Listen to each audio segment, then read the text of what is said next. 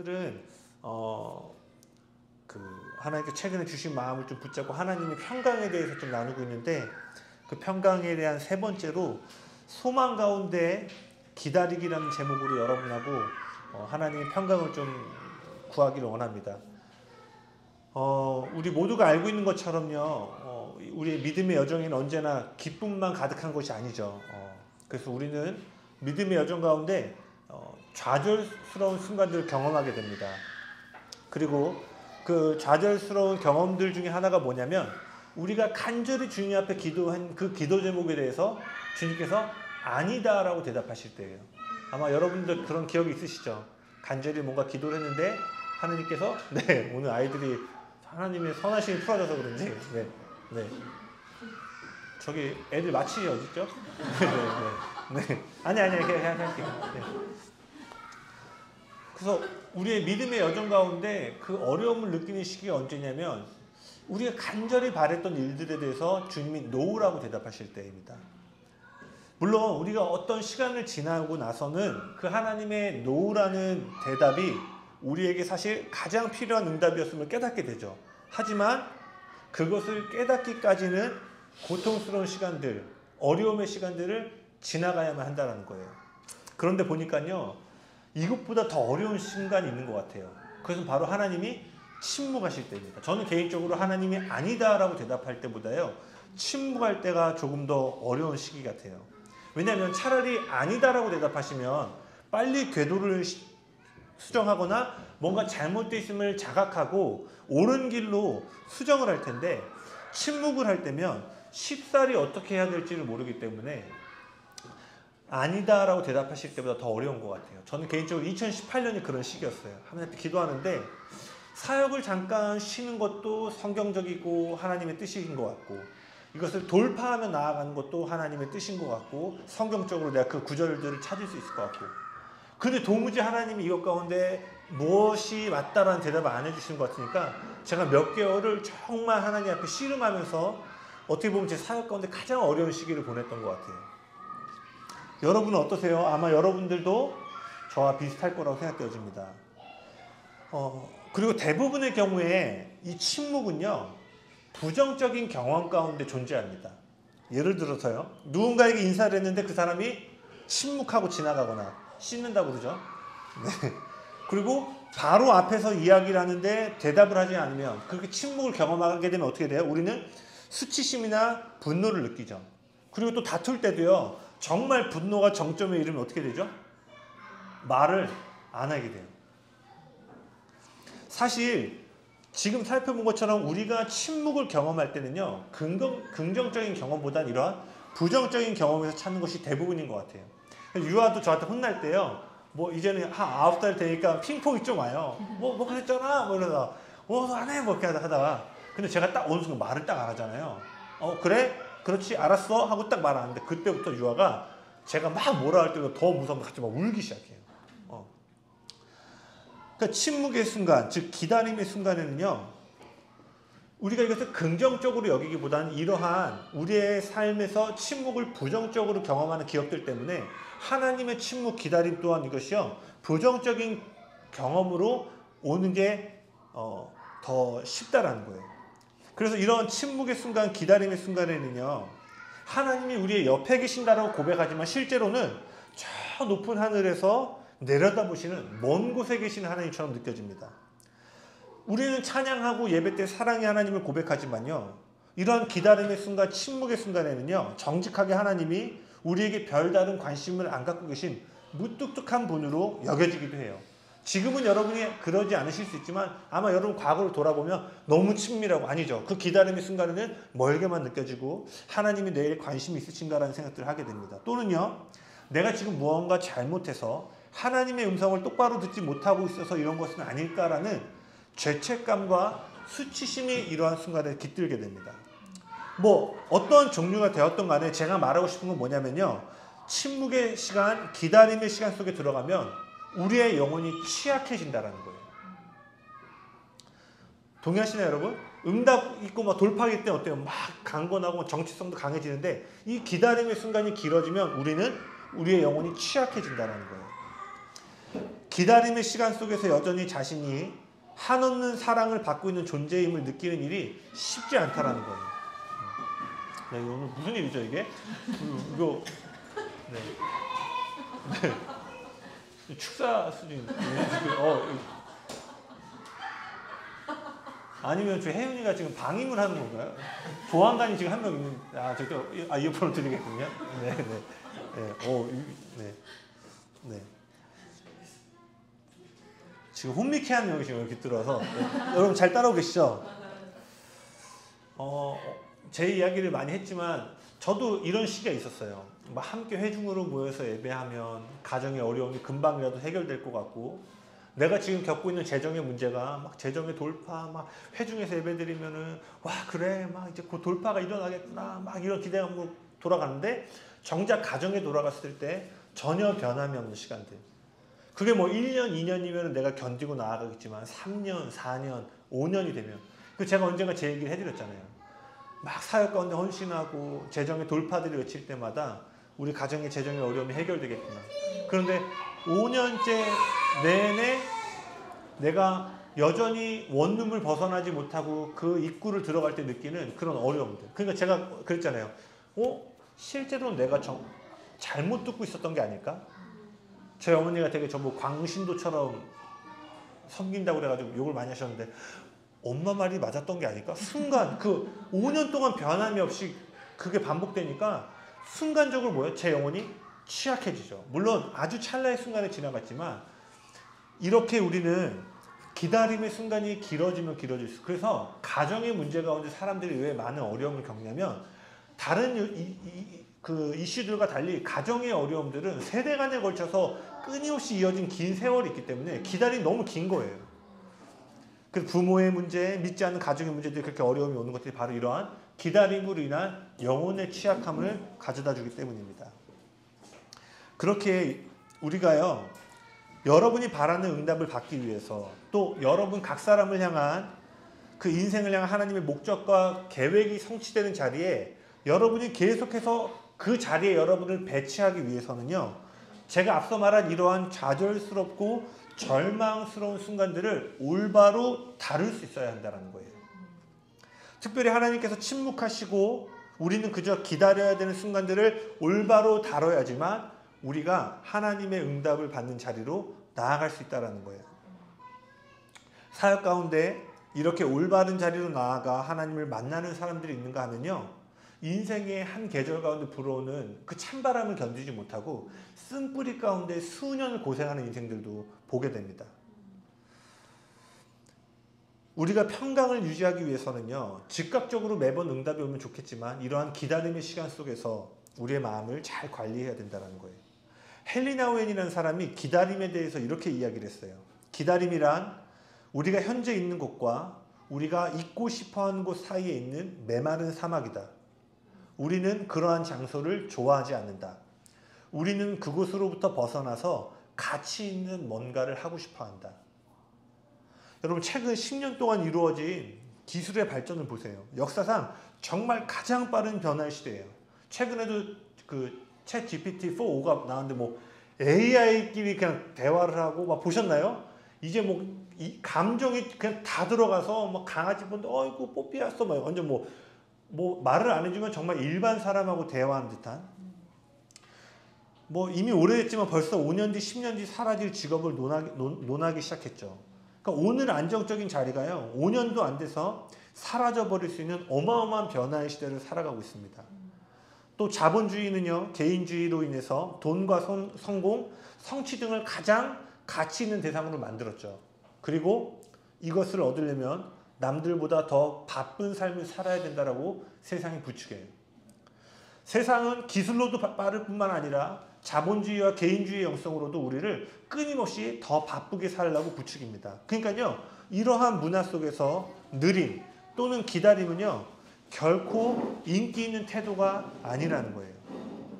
물론 이렇게 바쁘게 돌아가는 세상에 대한 회의감으로 인해서요, 느림의 미학을 추구하는 사람들, 느림의 미학을 추구하는 흐름들도 나오지만요, 일반적으로 대부분 많은 경우요, 우리는 바쁘고 빠른 것은 좋은 것, 느리고 기다리는 것은 나쁜 것으로 인식합니다. 동의하시나요? 한번 볼게요. 특별히 한국 컬처가 뭐죠? K컬처? 빨리빨리. 외국인들이 오면 가장 먼저 배우는 말이 빨리빨리라고 하더라고요. 그러니까 특별히 세상도 이 정도인데 특별히 한국은 더하다는 거죠. 그래서 한국 하면 대표적인 게 뭐죠? 비행기가 착륙하면 내릴 준비도 안 됐는데 모든 사람이 자리를. 그래서 그런 얘기 많이 하잖아요. 저도 이렇게 선교 갔다가 한국 오면 이제 한국 왔구나를 비행기에서부터 느껴요. 그리고 내리자마자 어떻게 해요? 사람들이. 나도 생각해보면 어차피 그 짐칸 나오는 데서 무조건 다 기다려야 되는데 왜 이렇게 빨리 그걸 통과하려고 하는지. 그리고 여러분 그거 아세요? 그거 보니까 한국에서 본래 목적을 잃어버린 기기들이 몇 개가 있는데 그 중에 하나 에스컬레이터래요. 에스컬레이터가 원래 본래는 가만히 서서 원래 걸어 올라갈 길을 자동으로 올라가게 해주는 건데 그래서 원래도 그 엘리베이터는 법적으로는 물론 강제성 없지만 움직이지 않는 거래요. 근데 우리 아처럼 어떻게 돼요? 한 줄은 줄 서고 한 줄은 무조건 올라가죠. 어떤 경우는 서 있는 사람보다 걸어 올라가는 사람이 더 많은 것 같아요. 그리고 한국의 또 대표적인 이 빠름을 뭘로 얘기죠? 엘리베이터 문을 닫힘을 계속 누른다. 한 프로그램에서요, 외국인이 한국 사람에 대해서 이야기하는 걸 봤는데 이렇게 얘기하더라고요. 한국 사람은 아무것도 안 하는 걸 못한다. 아무것도 안 하면 불편해한다. 그러면서 진짜 웃긴 얘기를 하더라고요. 그 멍 때리기가 원래 아무것도 안 하는 거잖아요. 한국은 그 멍 때리기도 대회를 연다. 그러니까 멍 때리는 것조차도 하나의 유행으로 만들어서 원래 아무것도 안 해야 되는 건데 거기서 1등을 가린다. 그러니까 사실 어마어마하게 한국 사람들은요. 아마 저나 여러분들도요. 이 문화에서 자유롭지 못할 거예요. 그러니까 요즘 바쁘지 이게 뭐예요? 내가 뭔가 괜찮은 삶을 살고 있는. 회사에서 사람 자를 때 어떻게 하죠? 다 그렇지 않지만 일감 안 주잖아요. 일 안 하는 책상에 딱 두면서 그 모멸감을 주면서 스스로 퇴사하게 만드는. 그게 뭐예요? 그냥 그만두라고 하면 되지.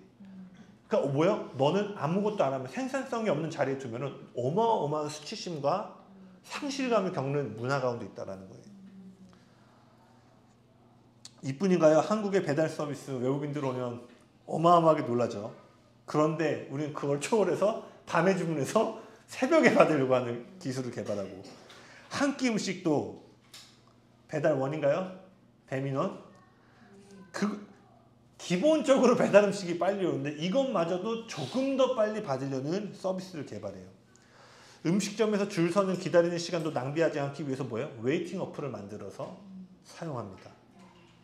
그래서 한국 사람 열받게 하는 방법 중에 몇 가지가 있는데 그 중에 하나가 뭐라고 나오는지 아세요? 인터넷 속도를 늦춘다.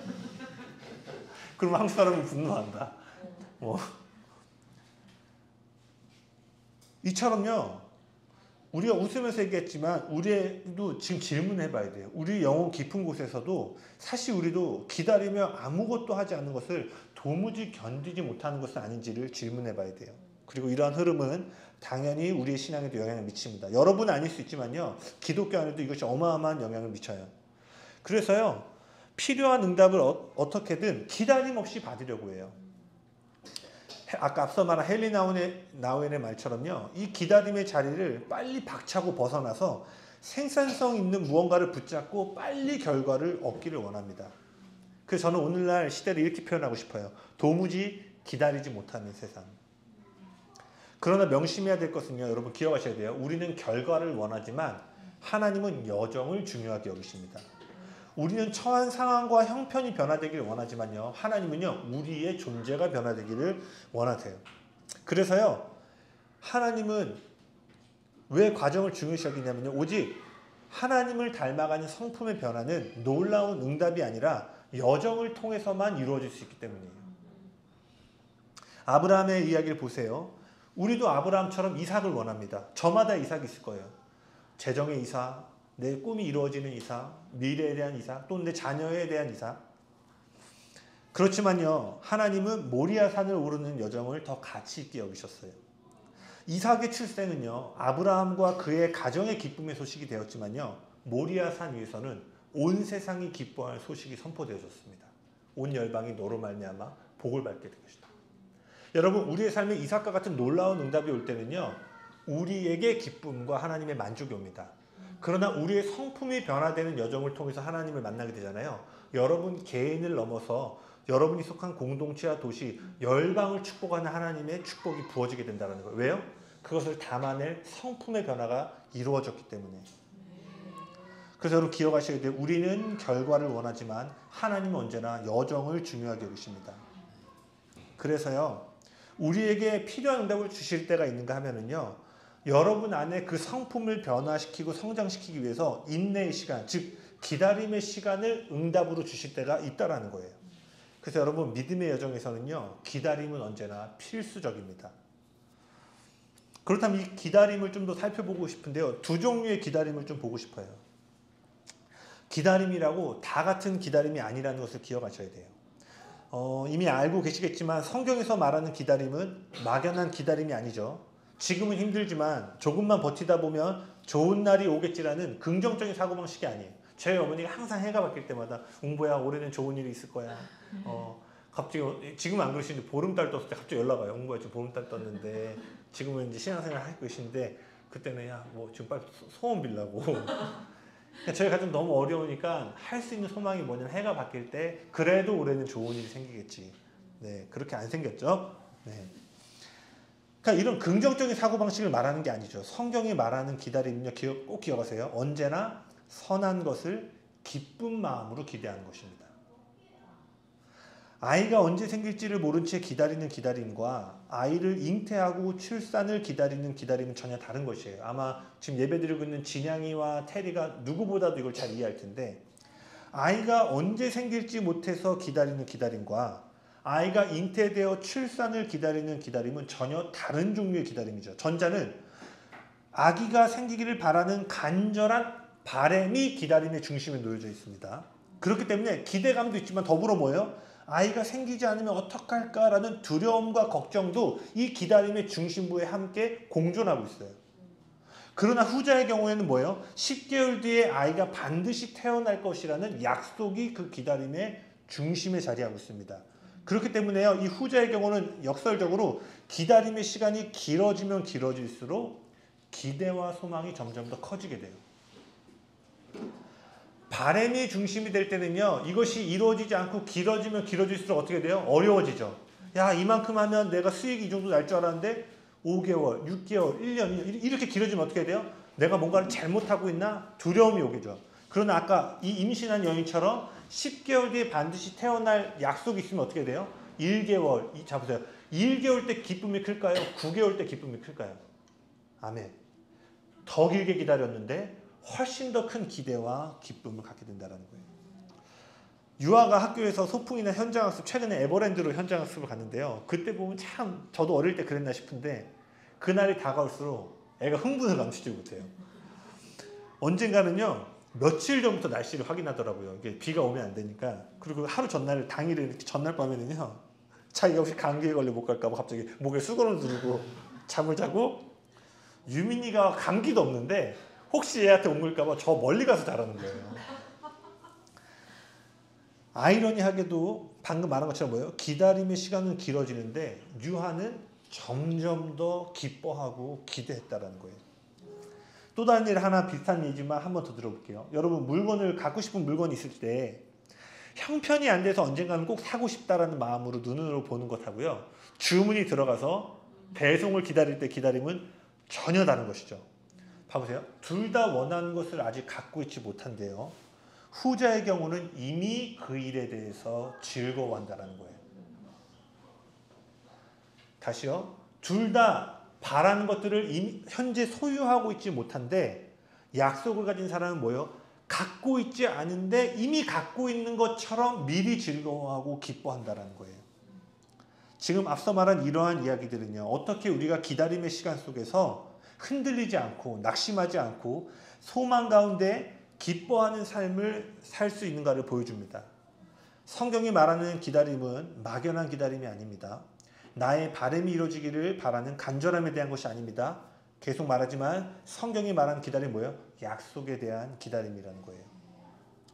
그리고 설명한 것처럼 약속이 있는 기다림은 역설적으로 기다림이 시간이 길어지면 길어질수록 더 큰 기대와 기쁨을 누리게 된다는 거예요. 바라던 일이 여전히 일어나고 있지 않지만 이미 그 일을 만끽하고 즐거워하게 된다는 거예요. 그분의 약속 안에서 선한 것을 즐거이 기대하는 삶. 이것이 바로 평강을 유지하는 기다림. 소망 가운데 거하는 기다림이라는 거예요. 그래서 이 둘을 조금 더 보면은요. 약속이 없는 기다림은 언제나 소원, 위시, 즉 내 바램을 따라가게 되고 약속이 있는 것은 소망, 호프를 따라가게 됩니다. 근데요. 우리의 기다림은 대부분 소원들로 가득 채워져 있어요. 이런 직업을 가졌으면, 이 정도 수입을 벌 수 있다면, 이런 배우자를 만날 수 있다면. 이러한 바람은 우리의 미래가 내가 바라는 매우 특정한 방향으로 가기를 기대하는 마음이에요. 즉 나의 바람으로부터 미래를 향해 나아가는 겁니다. 그리고 오랫동안 기다렸지만 내가 바라던 모양대로 풀어지지 않으면 어떻게 돼요? 짜증과 불안감, 걱정과 슬픔이 어김없이 엄습해오죠. 때로는 실망을 넘어서 절망에 빠지기까지 해요. 그래서 이런 시기가 닥쳐오면 심지어 목숨을 버리기까지 하는 안타까운 일이 일어나죠. 그래서 매년 수능 끝날 때마다 우리가 빠짐없이 듣는 소식이 뭐예요? 스스로 목숨을 물론 다양한 이유들이 있겠지만 왜 그러한 극단적인 일이 일어나죠? 내가 바랬던 미래대로 통제가 되지 않는 상황 가운데 가니까 더 이상 견딜 힘이 없는 거예요. 저도 그런 경험이 2005년에 저도 이번에 쓰면서 그랬어요. 이제 얘와 그만해라라고 할 것 같아 사람들이. 그러면서 저도 그런 마음이 없지 않고 들면서 또 하나는 너무 감사했던 게 25 이후로 제가 이러한 종류의 두려움이나 이런 빠진 적이 없어서 제가 들 예화가 정말 죄송합니다. 저거 거의 내가 볼 때는 내 예화 다 외우고 있을 것 같은데 내가 이제 요즘 이해가 돼. 왜 목사님들이 왜 맨날 했던 예화를 더 할까? 그 힘들었던 시기가 어느 시점 돌파가 되니까 제가 지난달에 좀 죽도록 힘들었어야 됐는데 죄송합니다. 맨날 하면 제 입시 얘기 이거밖에 없네. 다시 한번 또 들으세요. 예화가 없어요. 지금 감사합니다. 2005년에 대학 입시를 앞두고 제 바람이죠. 학교 가고 싶다. 막 엄청 나를 타이트하게 하지만 내 한켠에는 떨어졌을 때의 시나리오가 나오고 호르몬이에 너무 가난하고 군대를 갔다 오면 25살에 아무것도 할 수 없는 상태로 내가 세상에 나온다. 어마어마한 두려움이 나고 대신 내 바람이 있죠. 어떻게든 학교를 가야겠다. 그러니까 어떻게 돼요? 약속은 없는 거잖아요. 보장이 되는 것도 아니고. 그리고 그때는 내가 그분의 성품의 닷을 내리는 법을 몰랐기 때문에 두려움보다는 어마어마하게 채찍질하는 거예요. 그래서 제가 많이 얘기했던 것처럼 저는 그때 일정 시간 연습을 안 하면 저를 정죄했어요. 야, 하나님의 영광을 위한다고 하고 이거밖에 안 해? 이런 멍청한 녀석. 그리고 제가 안 했지만 제가 정죄감을 느끼는 거예요. 그러니까 최소 내가 한 8시간씩은 해야 될 것 같고 5시간을 했다? 그럼 나는 오늘 정죄감 가운데 살아가는 거예요. 왜? 이렇게 안 하면 이렇게 해도 어찌 될지를 모르는데. 그러니까 어떻게 돼요? 저는 소원을 갖고 계속 달려가니까 두려움이 저를 항상 눌렀다는 거예요. 만약에 지금 이 상태로 그때로 돌아간다? 저는 결과 없이 주님을 기뻐함으로 갈 수 있을 것 같은데 그때는 정말 두려움으로 갔던 것 같아요. 이와 달리 성경이 말하는 기다림이 뭐라고? 소원이 아니라 소망의 뿌리를 둔다. 내가 바라는 미래가 아니라 그분이 약속하신 미래가 우리에게 오고 있음을 아는 것이에요. 소원은 뭐라고요? 내가 수많은 목표와 계획들을 세워놓고 그래 이 목표대로 내 미래가 저렇게 돼야 돼라는 통제력을 갖고 그 미래를 향해 가는 거예요. 그런데 우리가 아는 것처럼 우리 삶에서 통제할 수 있는 게 거의 없잖아요. 한번 몸 아파 보세요. 아무것도 못하잖아요. 그러니까 끊임없이 이렇게 가면 좌절과 낙심을 겪을 수밖에 없다는 거죠. 그러나 약속은 뭐예요? 이곳으로부터 미래를 향해 가는 것이 아니라 미래에 이미 이루어진, 마치 우리가 이미 결제를 해서 결제의 배송을 기다리는 것처럼 이루어진 현실이 나에게 오고 있음을 인식하고 기뻐함으로 기다리는 거라는 거예요. 나로부터 미래를 향해 나아가는 것이 아니라 이미 완성된 미래가 나에게 다가오는 것입니다. 그래서요, 이러한 사람은 기다림의 터널이 길다 할지라도 언제나 인내합니다. 무엇으로? 기쁨으로 인내한다는 거예요. 밭에 씨를 뿌린 농부를 한번 생각해 보세요. 농부는 씨앗이 땅에 심겨졌으면 반드시 그곳에서 싹이 나고 자라 결국에는 기대하는 열매를 거두게 될 것이라는 사실을 알고 있죠. 농부는 자신이 기다리고 있는 것이 현재 자신이 서 있는 땅에서 자라나고 나타날 것을 기대합니다.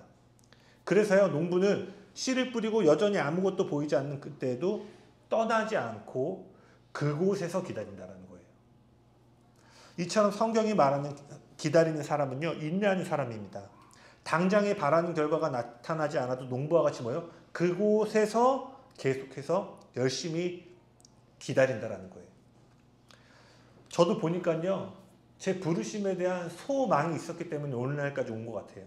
뭐 여기 서중자매 효석 형제는 저랑 또 예배자에 대해서도 오래 오셨는데, 제가 그러니까 25살 때 예배의 회복에 대한 마음을 받고, 어떻게 보면 제가 개척할 줄 몰랐지만 제 평생에, 그리고 지금도 개척을 했지만 제 안에 마음속 깊은 곳에 있는 예배자들의 회복에 대한 마음들이 있는데, 이 여정을 오면서 마치 이런 거예요.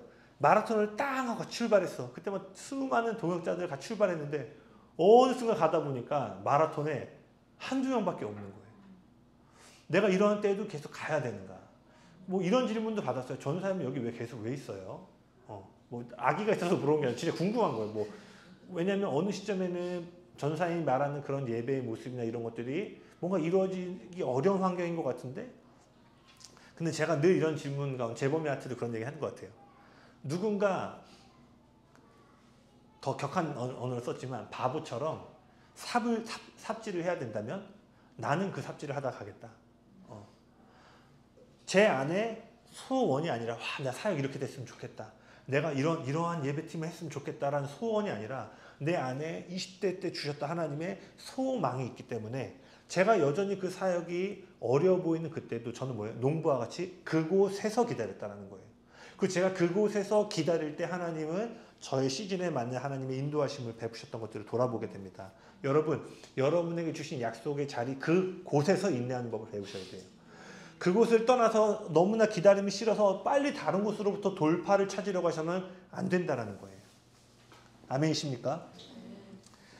요한복음 11장 이야기로 오늘 설교를 마치려고 하는데요. 요한복음 11장을 보시면은요, 나사로가 병들어 죽어가고 있고 누이 마리아와 마르다가 예수님에게 사람을 보내서 급히 도움을 요청하는 장면이 나옵니다.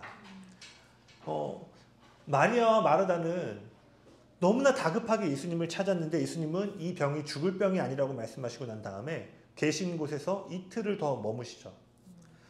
지금 상황을 보면요, 한편에서 나사로는 지금 사경을 헤매는 고통 가운데 있습니다. 마리아와 마르다의 요청은 어느 때보다도 간절했어요. 그러니까 마리아와 마르다는 당장이라도 예수님이 오셔서 이 모든 고통의 문제를 해결해 주길 바랬죠. 우리의 인생에도 그런 시기가 있지 않아요? 당장이라도 빨리 예수님이 간섭하셔서 이 어려움의 문제, 어려움, 고통의 문제를 해결해 주기를 바라는 시기들이 있습니다. 마리아와 마르다는 1분 1초를 앞다투는 상황에서요, 아마 노심초사하면서 예수님이 언제 오실까를 기다렸을 거예요.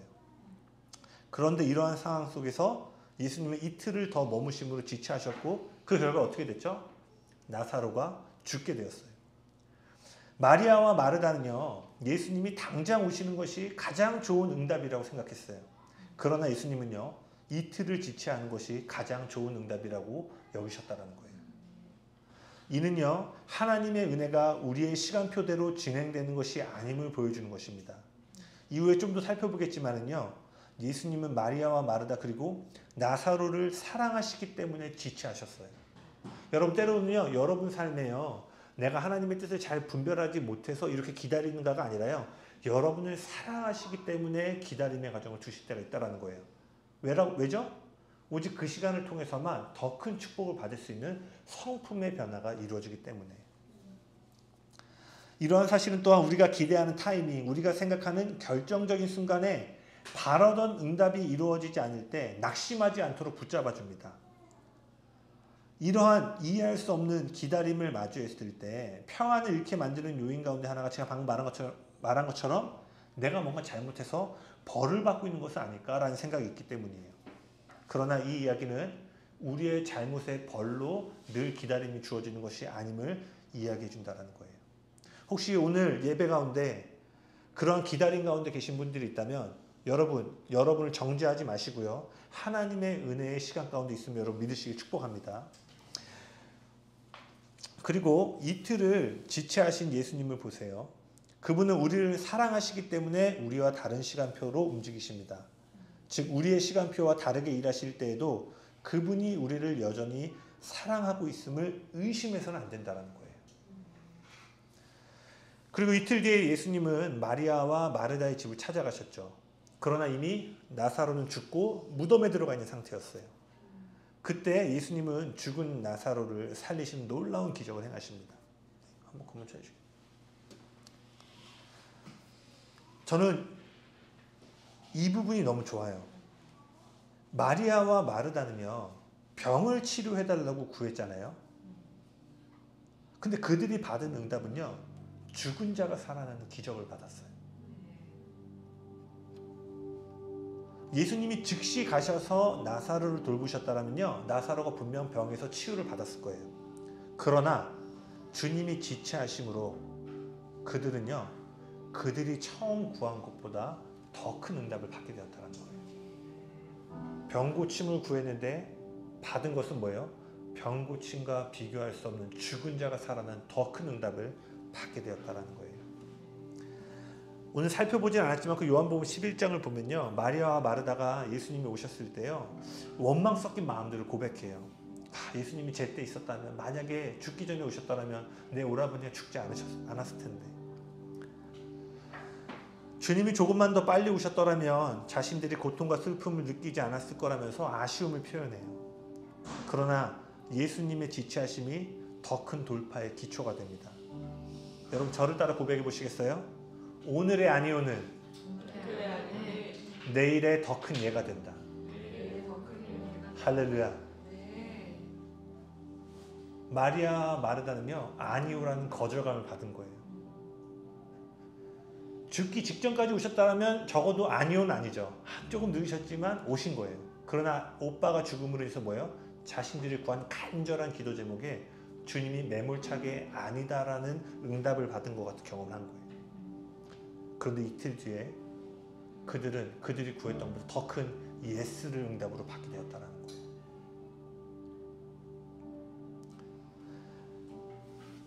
만약 주님이 즉시 가셔서 치유하셨다면 마르다와 마리아, 나사로는 예수님이 자신들을 돌보시고 치유하시는 분으로 경험했을 거예요.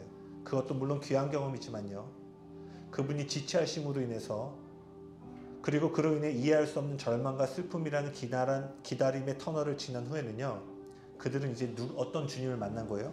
죽음도 막을 수 없는 사랑과 능력을 갖고 계신 예수님을 맛보게 된 거예요. 마리아는요, 이 일로 인해서 이전에 알지 못했던 하나님의 선하심을 경험하게 되었습니다. 성경에는 그 얘기 없지만요, 만약에 마리아가 지금과 같은 하염없이 기다려야 되는, 나는 지금 아주 다급하고 간절히 주님의 손길이 필요하지만 주님이 오지 않는 것처럼 느껴지는, 만약에 이러한 상황을 다시 한번 겪게 된다면요, 제가 믿기로 마리아는 이전처럼 결코 슬퍼하거나 좌절하지 않을 거예요. 왜냐하면 마리아가 경험한 거죠. 오늘의 아니오는 내일의 더 큰 예가 되어 온다. 지금 난 이해할 수 없지만 그분은 여전히 내 삶에 가장 선하신 분이 되어서 내 삶에 가장 좋은 돌파를 갖고 오심을 깨닫기 때문이에요. 이제 마리아는요, 만약 그런 이해할 수 없는 상황과 형편에 놓이더라도요, 그분의 선하심을 조금도 의심하지 않으며 더 큰 소망을 품고 그분을 구하는 평강 가운데 거하게 된다는 거예요. 심지어 죽음이 그들을 짓누른다 할지라도요, 그들의 심령은 주님의 선하심의 닷을 내린 채 요동하지 않게 된다는 거예요. 그래서 초대교회 성도들은요, 그들이 간절히 기다렸던 본향에 이르지 못하고 잔혹하게 죽을지라도요, 그 죽음 가운데 주님을 찬양하고 찬송함으로 본향을 기다리며 이 땅을 떠났다는 거예요. 그들 모두는요, 당장 나는 형장의 이슬처럼 살아가는, 누군가가 보기에는 기도 응답을 받지 못한 인생처럼 볼 수 있지만 그들은 뭐예요? 본향에서 더 큰 예로 주님이 나를 맞이해 주실 거라는 것을 알기 때문인 거예요.